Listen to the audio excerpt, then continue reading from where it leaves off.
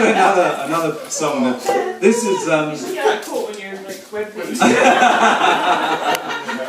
It's a little bit of politics, but it's mostly smudge. Yeah. This one came to me because again it was this was the one I was talking about where I was at a party.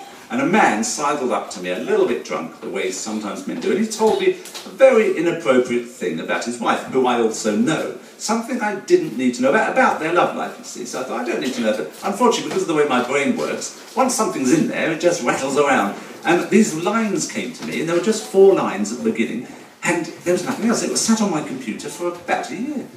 And eventually, one day, I got one of those round-robin email things, and it was sex facts from around the world. So I had a cursory glance, because it's my sort of subject. And I thought, no, most of these are rubbish, they're nonsense, they can't be true.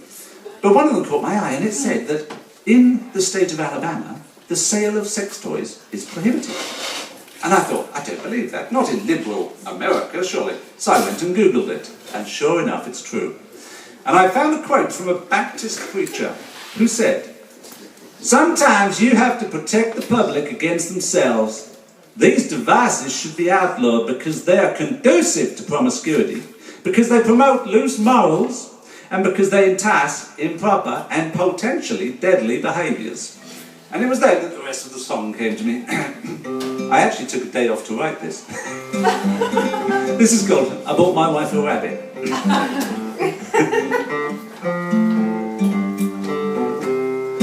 Bought my wife a rabbit, and she don't love me now.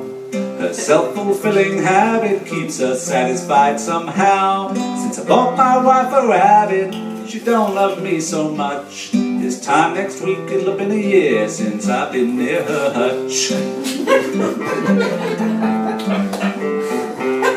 The phallic friend has been in use throughout all human phases. They're even illustrated on some Greek and Roman vases. Archaeologists have found in the grounds of ancient states dildos made from bread and down, but none of them vibrates.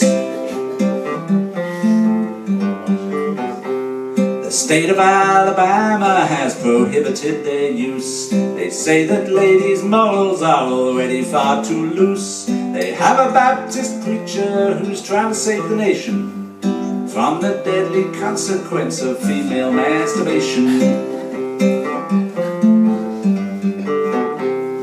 Alabama ladies, the struggle's just begun.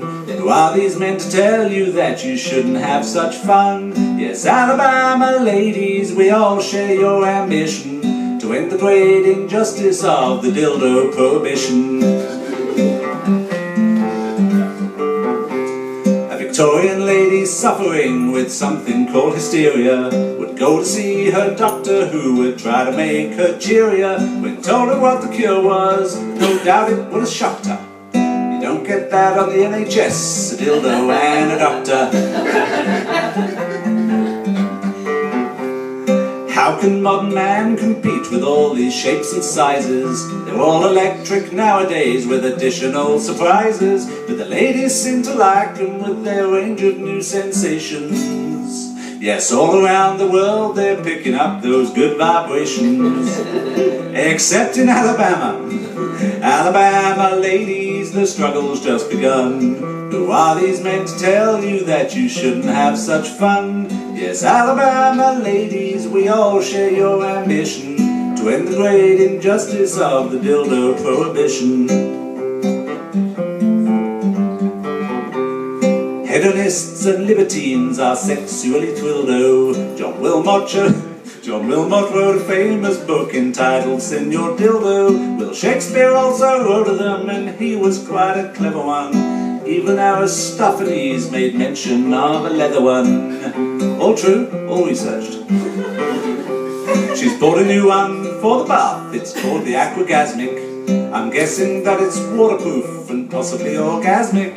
I've courted her affections with dinner, wine and flattery. So far she has resisted, but she lets me change her battery. Alabama ladies, the struggle's just begun. Who are these men to tell you that you shouldn't have such fun? Yes, Alabama ladies, we all share your ambition to to end the great injustice of the dildo prohibition.